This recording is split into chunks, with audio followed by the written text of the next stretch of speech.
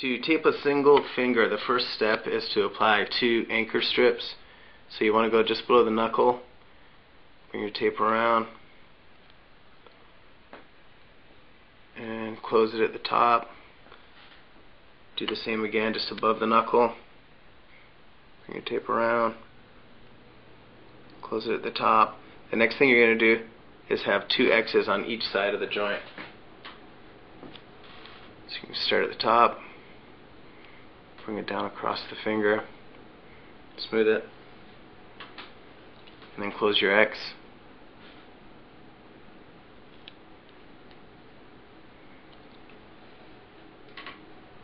Make your X on the other side.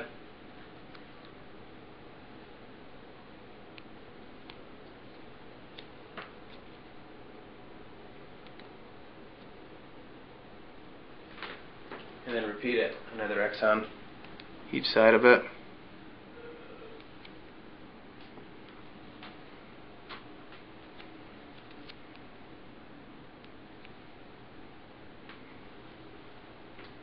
And again at the other side of the joint, your last X, so you have a total of 2 X's on each side.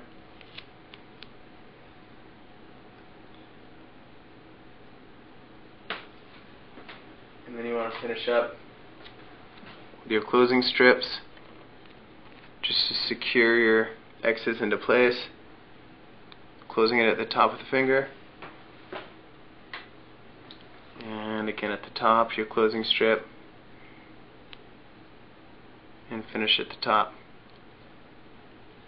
And that would be your single finger wrap. So using the 1/2 inch tape, what we've done is we've got our 2 anchor strips, a pair of X's on each side, 2 X's on each side, our closing strips top and bottom basically over the anchor again.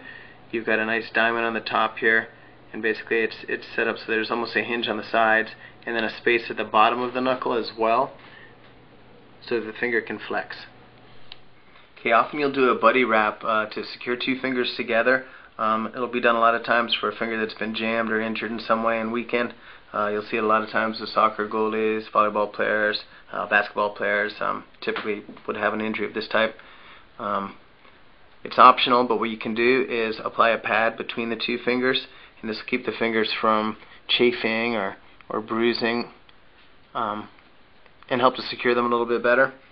What you want to do is start below the knuckle and go a full 3 rotations around the 2 fingers, securing them together. And you want to make sure that you end your taping at the top, seeing as how in most sports that's typically not the area that's going to be coming into contact with the ball.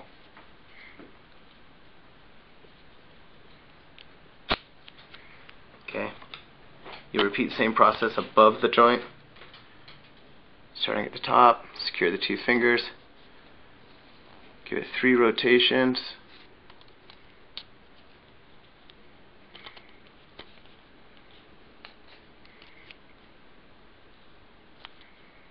and again finishing your wrap at the top.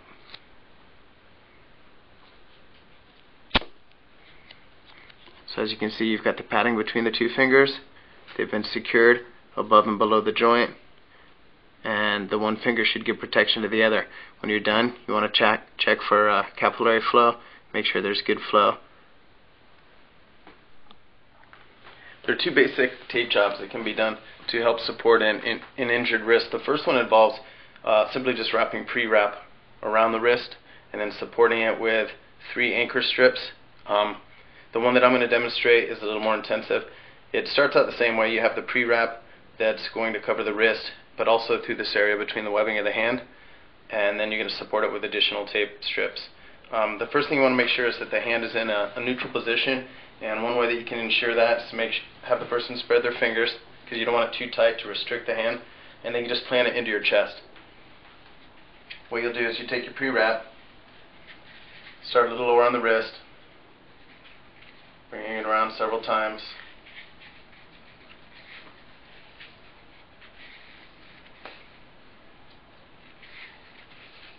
including through the webbing of the hand.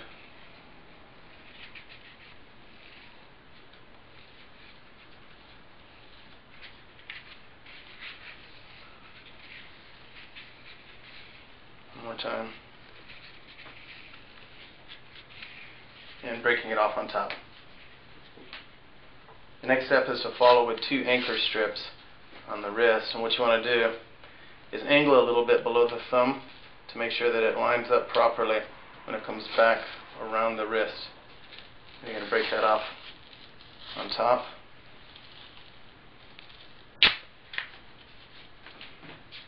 You're going to follow with a second one, overlapping the first anchor,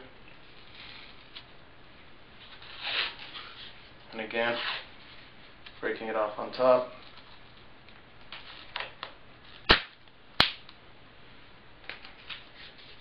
And now what you're going to do is create more support by coming down below, basically following where the first anchor went, around the wrist and then through the webbing of the hand. So I'm going to start again in this position, angle the tape below the thumb, bringing it around the wrist, and this time I'm going to come up through the webbing of the thumb.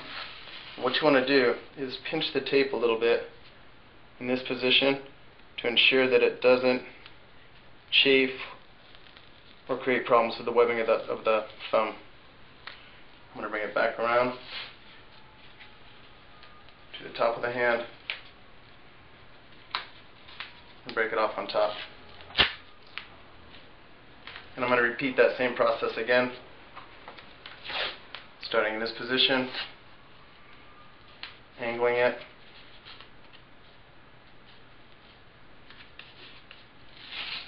coming around the wrist,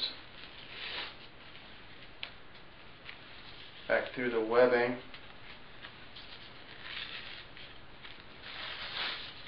and again pinching the tape to ensure that I don't create problems here, back through the hand, and again breaking it off on top.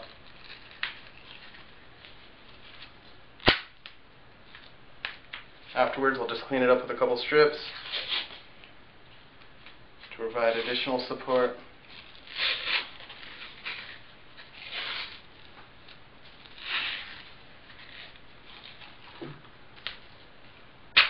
Finish on top.